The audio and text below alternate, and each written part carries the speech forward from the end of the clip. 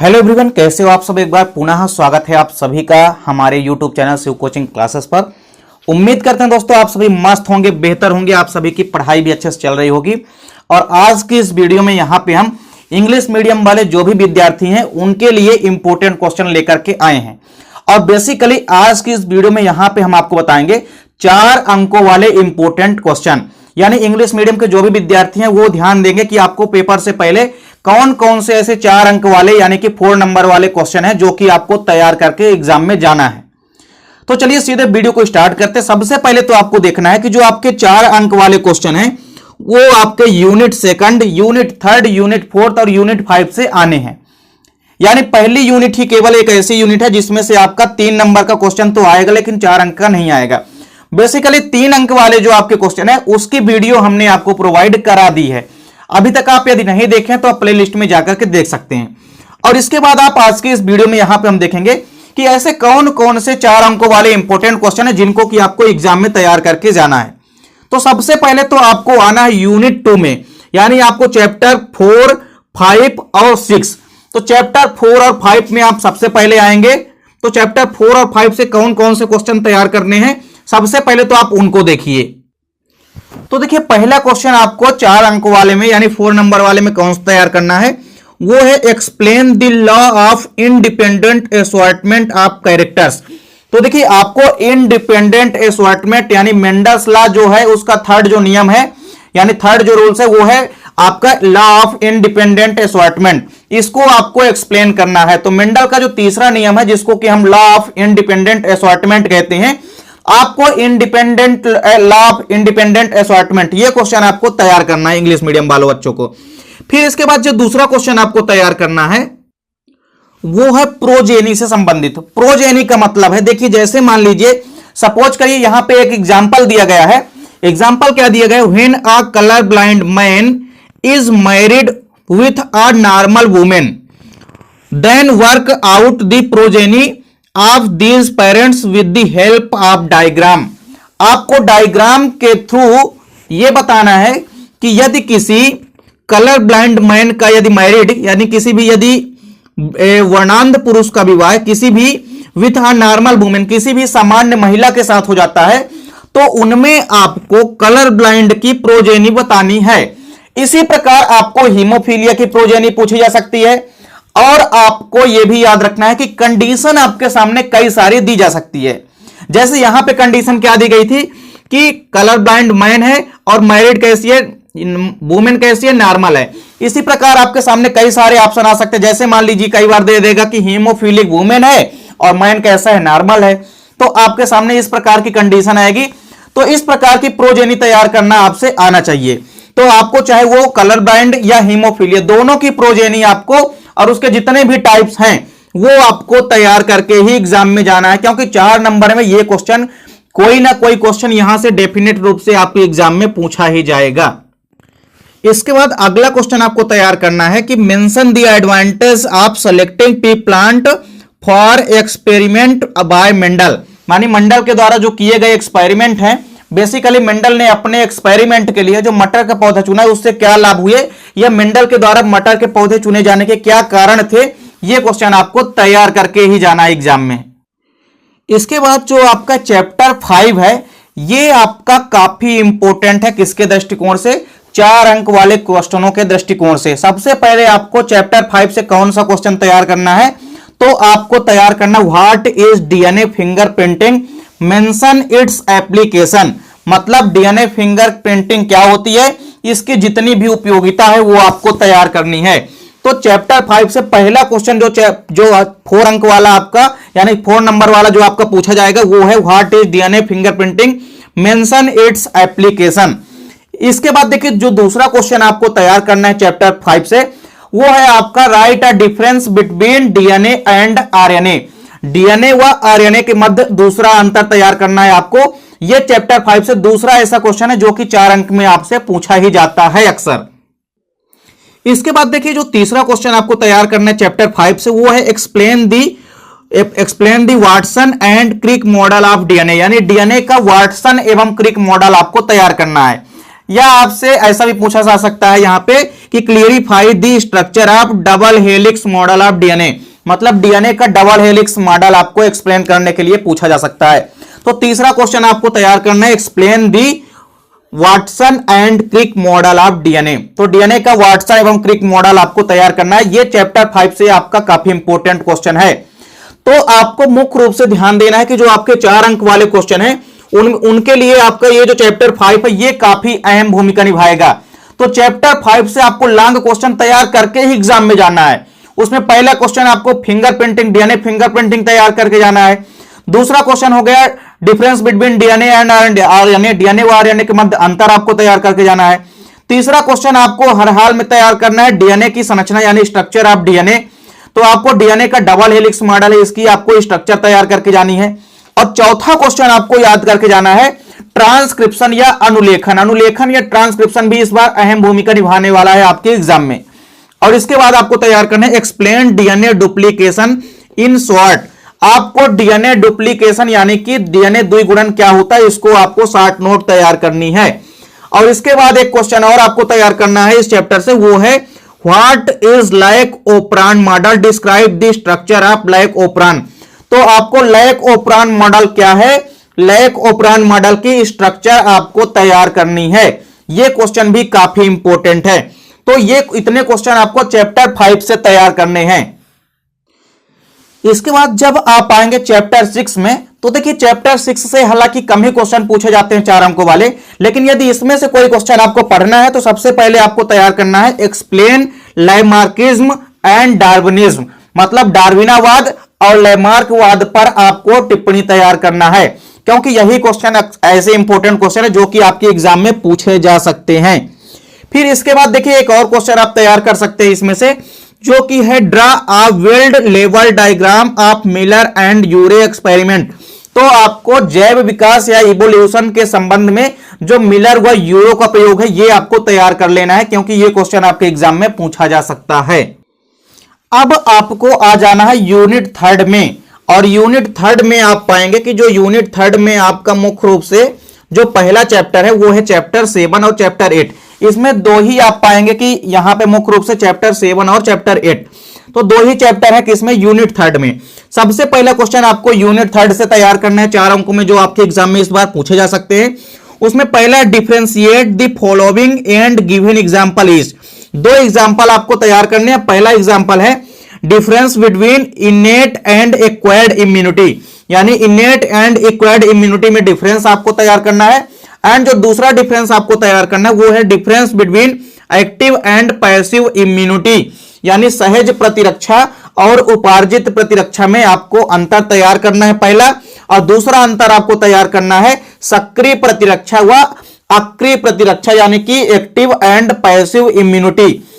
इसके बाद देखिए आपको एक और क्वेश्चन तैयार करना है इस चैप्टर से, जो कि है draw a well labelled diagram of an antibody molecule. जो प्रतिरक्षी अणु है, प्रतिरक्षी अणु की आपको एक वेल लेवल डायग्राम तैयार करना है। तो यह क्वेश्चन आपके 4 अंकों में पूछा जा सकता है। इसके बाद देखिए आप अगला क्वेश्चन आपको देखना है what is cancer, right the names of 2 types of cancer and cases of cancer. या आपसे ऐसा भी पूछा जा सकता है कि write down the treatment of cancer, यानी मुख्य रूप से आपको व्हाट इज कैंसर, कैंसर क्या है, यह तैयार करना है। एंड इसके जितने भी टाइप्स हैं वो आपको तैयार करना है, और जितने भी सिम्टोम्स होते हैं कैंसर के ये भी आपको तैयार करके जाना है।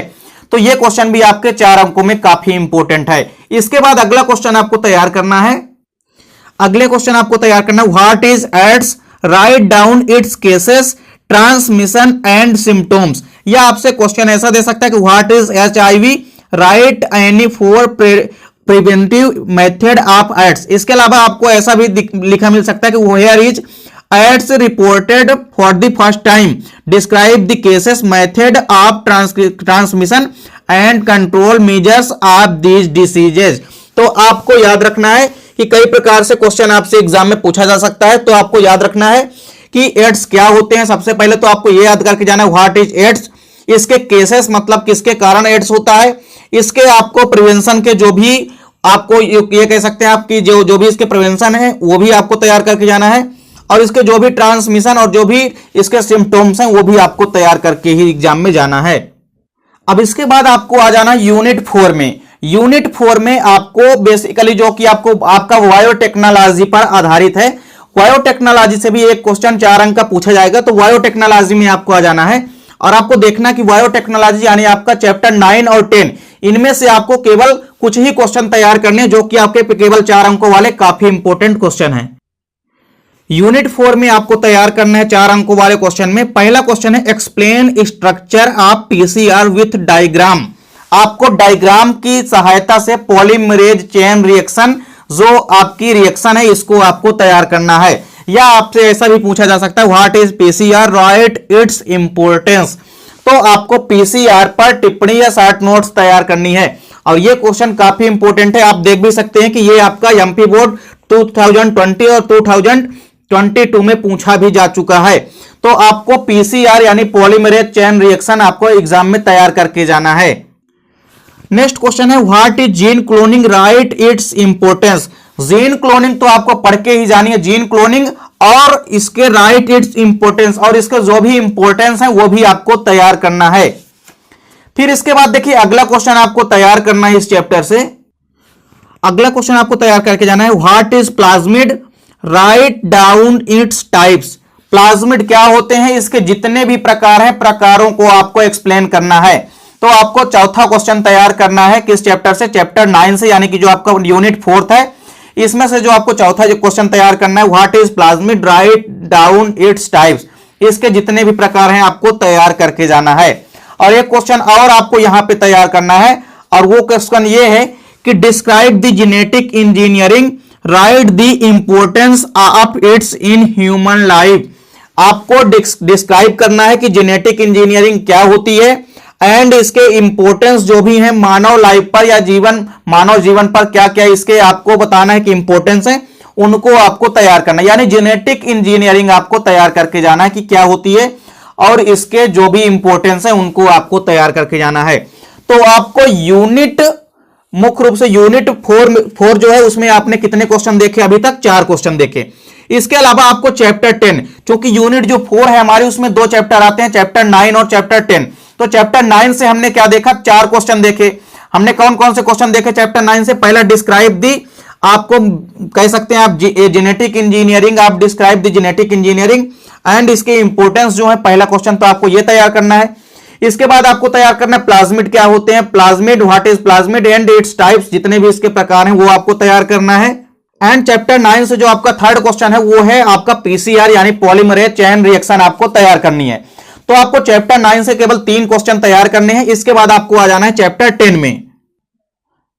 अब आपको चैप्टर 10 में मुख्य रूप से यहां पे 2 क्वेश्चन इंपॉर्टेंट हैं, जो कि इसमें पहला है बायोपायरेसी और इसके बाद बायोपोटेंट। ये आपको टिप्पणी लिखने के लिए पूछे जाते हैं, 60 टिप्पणी, राइट डाउन 60 टिप्पणी, इनको आपको तैयार करना है। Explain the following in brief, आपको इनको 60 में तैयार करना है। बायोपायरेसी एंड बायोपोटेंट दोनों ही काफी इंपॉर्टेंट क्वेश्चन है, इनको आपको तैयार करके एग्जाम में जाना है। नेक्स्ट क्वेश्चन आपको तैयार करना है explain stem cell technique with example and give its uses. आपको स्टेम सेल टेक्निक क्या होती है, इसके एग्जाम्पल और इसके यूजेस यानी कि इसकी उपयोगिता आपको तैयार करके एग्जाम में जाना है। मतलब यह क्वेश्चन भी काफी इंपॉर्टेंट है। तो स्टेम सेल टेक्निक के ऊपर भी आपको तैयार करना है, इसको भी आपको एक्सप्लेन करना है। तो आपको यूनिट 4 से केवल और केवल 5 to 6 क्वेश्चन केवल तैयार करना है यूनिट 4 से आपको। और यदि आप इन 5-6 क्वेश्चनों को अच्छे से तैयार कर लेते हैं तो आपको चैप्टर 4 से कोई भी यदि क्वेश्चन आएगा 4 नंबर का तो वो यहीं से आएगा, जितने आपको हमने यहां पे बताए हैं। इसके बाद सीधे आ जाना है आपको यूनिट 5 में। तो यूनिट 5 से आपको यूनिट जो 5 है इसमें आपके 3 चैप्टर शामिल हैं, जिसमें आपका चैप्टर 11, चैप्टर 12 एंड चैप्टर 13 इसमें आपके शामिल हैं। सबसे पहले तो आपको इकोसिस्टम वाले यानी कि चैप्टर 12 में आना है। तो चैप्टर 12 में आपको सबसे पहले तैयार करना है, आपको यहां पे देखिए कई सारे क्वेश्चन मिलेंगे जो कि किससे संबंधित हैं, basically food chain and food web से संबंधित है। तो इसमें या तो आपको difference between food chain and food web यानी कि आपको अंतर लिखने के लिए पूछा जा सकता है किसमें किसमें, food chain and food web के मध्य, या इसके अलावा आपको एक्सप्लेन करने के लिए पूछा जा सकता है कि what is food chain and what is food web. इसके बाद अगला क्वेश्चन आपसे पूछा जा सकता है, describe various components of ecosystem. Ecosystem के विभिन्न घटकों को आपको समझाने के बारे में पूछा जा सकता है। और बेसिकली आपको जो भी इकोसिस्टम के बायोटिक कंपोनेंट हैं यानी कि जैविक घटक हैं, इनके बारे में अक्सर आपके एग्जाम में पूछा जाता है। इसके बाद आपको इकोलॉजिकल पिरामिड, पिरामिड के ऊपर आपको क्वेश्चन तैयार करना है। किसमें से? चैप्टर आपका इकोसिस्टम वाला जो चैप्टर है इसमें से आपको तैयार करके जाना है। मुख्य रूप से जो आपका पॉन्ड में पिरामिड बनता है, चाहे वो पॉन्ड में आपसे पिरामिड पूछे, चाहे आपसे फॉरेस्ट इकोसिस्टम में पिरामिड पूछे, चाहे आपसे पिरामिड जीव संख्या यानी कि आपसे चाहे नंबर ऑफ पिरामिड पूछे, या आपसे इसके अलावा नंबर ऑफ बायोमास का पिरामिड पूछा जा सकता है, या आपसे एनर्जी का पिरामिड आपको तैयार करने के लिए पूछा जा सकता है। तो एनर्जी का पिरामिड यानी pyramid of energy, pyramid of biomass and pyramid of numbers, तीनों के तीनों इकोलॉजिकल पिरामिड आपको तैयार करके एग्जाम में जाना है। अगला क्वेश्चन आपको यहां पर है कि व्हाट इज, या आप ऐसा भी कह सकते हैं कि what do you mean by trophic levels, what are ecological pyramid, explain various types of ecological pyramid, जो कि हमने आपको पहले ही बताया कि आपको इकोलॉजिकल पिरामिड आपको अच्छे से तैयार करके एग्जाम में जाना है। इसके अलावा ट्रैफिक लेवल आपको जरूर तैयार करके जाना है, क्योंकि पोषण स्तर से संबंधित कोई ना कोई क्वेश्चन जरूर आपके एग्जाम में पूछा जाएगा।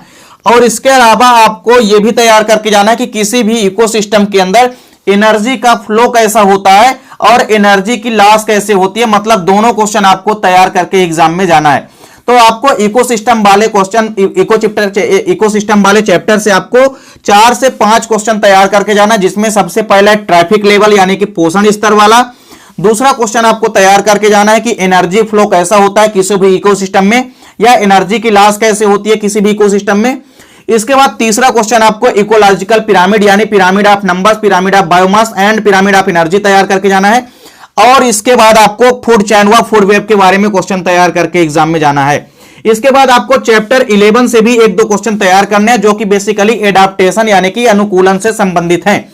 उसमें आपको मुख्य रूप से 2 क्वेश्चन तैयार करके जाने हैं। कोई भी यदि हाइड्रोफाइटिक प्लांट है तो हाइड्रोफाइटिक प्लांट्स में जो भी एडाप्टेशन होते हैं, चाहे वो मार्फोलॉजिकली एडाप्टेशन हो, चाहे वो एनाटॉमिकली एडाप्टेशन हो, और इसके अलावा सेम उसी प्रकार आपको जीरोफाइटिक जो भी प्लांट होते हैं उनमें पाए जाने वाले जो भी आपके एडाप्टेशन है, चाहे वो आपके मुख्य रूप से चाहे वो आपका मार्फोलॉजिकली हो, चाहे वो आपका एनाटॉमिकली एडाप्टेशन हो, इनको आपको तैयार करके जाना है। तो इतने क्वेश्चन आपको पूरे चैप्टर से कंप्लीट करके जाना है। चैप्टर 4 से हमने जितने क्वेश्चन आपको बताए, इनको यदि आप तैयार करके जाते हैं तो डेफिनेट रूप से आप पेपर में अच्छा स्कोर कर सकते हैं। उम्मीद करता हूं दोस्तों वीडियो पसंद आई होगी। दोस्तों वीडियो अच्छी लगे तो लाइक और कमेंट जरूर कीजिए, साथ ही साथ दोस्तों के बीच ज्यादा से ज्यादा वीडियो को शेयर कीजिए। मिलते हैं दोस्तों नेक्स्ट वीडियो में, तब तक के लिए जय हिंद, वंदे मातरम।